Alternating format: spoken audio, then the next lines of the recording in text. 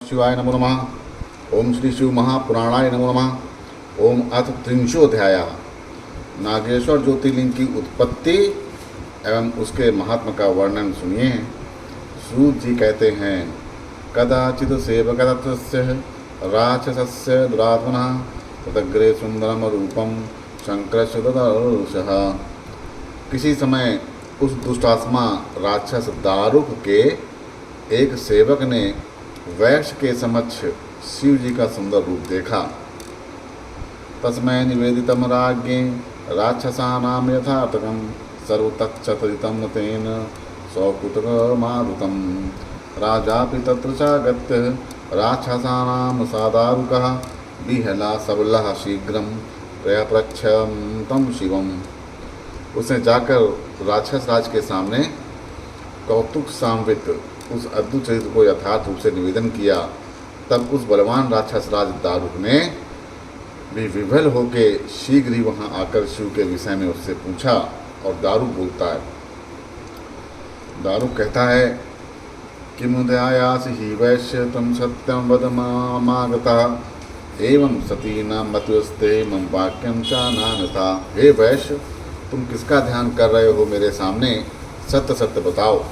ऐसा करने पर तुम्हें मत नहीं प्राप्त होगा, अन्यथा तुम मारे जाओगे। मेरी बात कभी झूठी नहीं होती है। सूत जी कहते हैं, तेनोक्तम चा जानामि तथुत्वा पिता सा वै राक्षसन प्रियामास हानांता राक्षसायम। तब उसने कहा, मैं कुछ नहीं जानता। यह सुनकर उसने कुपित होकर राक्षसों से कहा, हे राक्षसों, इसे मार डालो। तदुक्तस्ते तदा हंतुम नाना युधाधरागता तम तम वैश्यायशार्दूलम शंकराय सदचेतसम। ऐसा कहने पर तत्काल ही वे राक्षस शिव में तत्पर चित्त वाले उस श्रेष्ठ वैश्य को मारने के लिए अनेक विधि शस्त्र धारण कर वेग से दौड़े।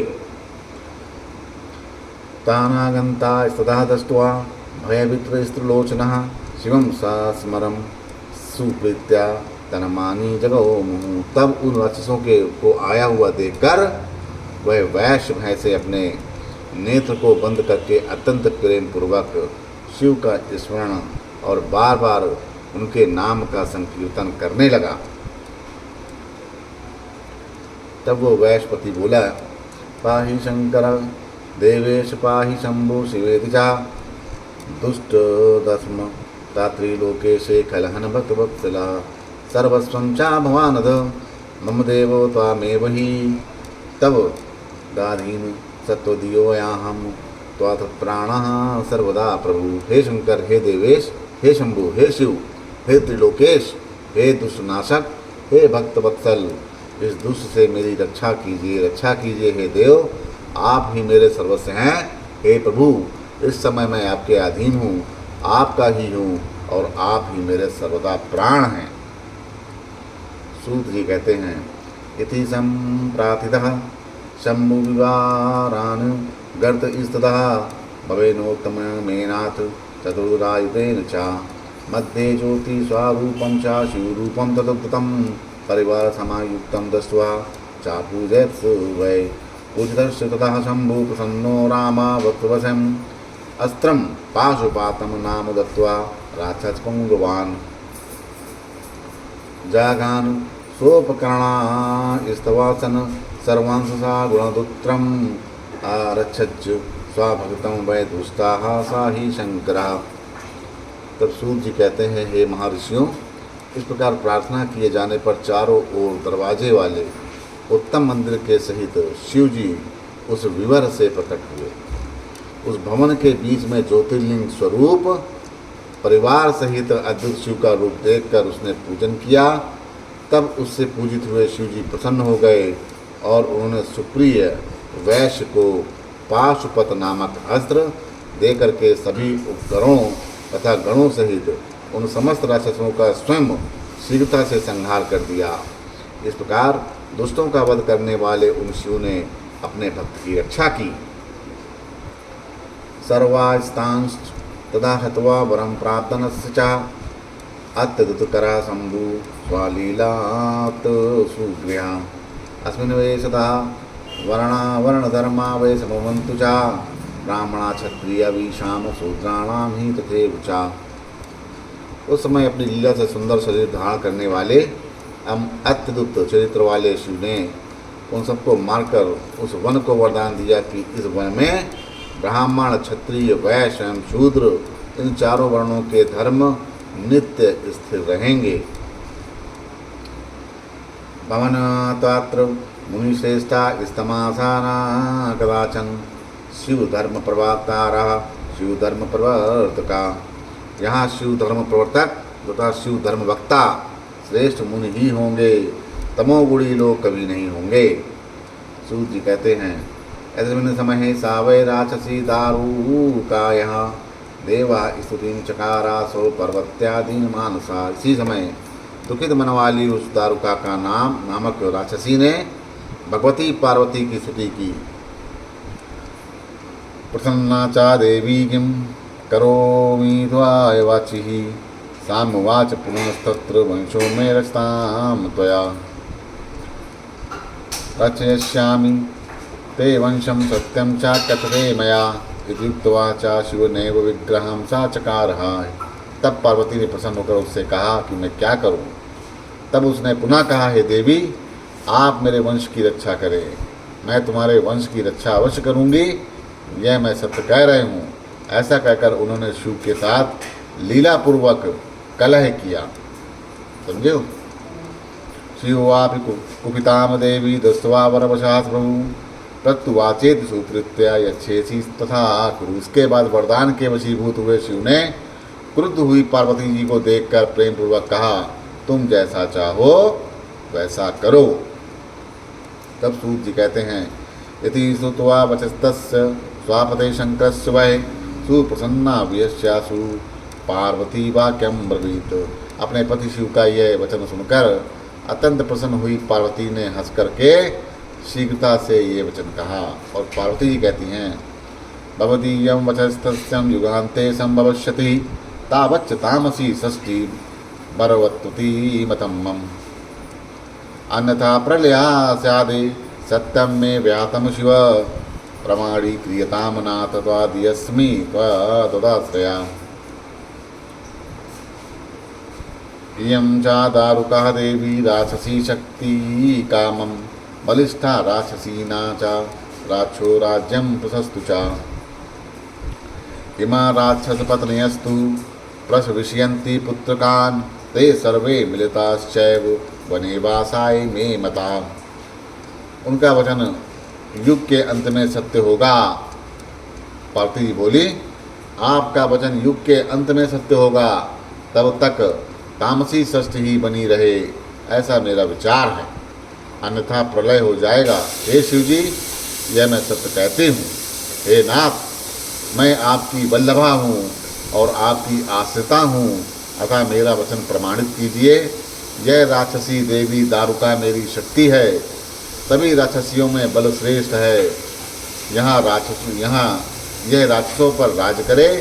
ये राक्षसों की पत्नियाँ यहाँ पर अपने पुत्रों को उत्पन्न करेंगी, वे सब मिलकर इस वन में मेरी आज्ञा से निवास करेंगे। तो सूत जी कहते हैं इत्येवं वचनम श्रुत्या पार्वत्या स्व स्त्रिया प्रभु प्रसन्न मानसो भूत्वा शंकरो वाक्यम ब्रवीत। अपनी पत्नी पार्वती का यह वचन सुनकर भगवान शंकर प्रसन्न मन होकर यह वाक्य कहते हैं। तब शंकर जी बोले इति ब्रावीषितम वै चेक्षणुमर्चनम प्रिये स्त्रिया श्याम वस्मने प्रीत्या भक्तानां पलायन चा। ये प्रिय ये तुम ऐसा कहती हो तो मेरी बात सुनो, मैं अपने भक्तों का पालन करने के लिए इस वन में प्रीतिपूर्वक निवास करूँगा। अत्र में वर्णधर्मस्थो दर्शनमृत सत्वम करिष्यति चा यो वै सा चक्रवर्ती भविष्यति। यहाँ पर जो अपने वर्णोचित धर्म में स्थित होकर प्रेम पूर्वक मेरा दर्शन करेगा वह चक्रवर्ती राजा होगा।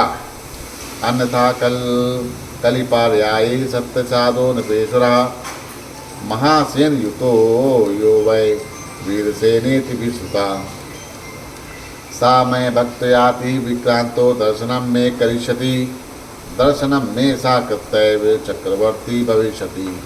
इसके बाद कलयुग के बीत जाने पर तथा सतयुग के प्रारंभ होने पर अपनी बहुत बड़ी सेना से युक्त जो वीरसेन नामक प्रसिद्ध श्रेष्ठ राजा होगा वह मेरे भक्ति के प्रभाव से अति पराक्रमी होगा। वो यहाँ पर आकर मेरा दर्शन करेगा और मेरे दर्शन के फलस्वरूप वह चक्रवर्ती राजा बनेगा। सूत जी कहते हैं इत्येवं दंपति तो च कृत्वा हास्यं परस्परम स्तव तो तत्व स्वयं साक्षान मोहती कारको दुजा। हे ब्राह्मणों, इस प्रकार साक्षात महालीला करने वाले वे शिव और पार्वती परस्पर हास विलास करके स्वयं वहीं पर स्थित हो गए।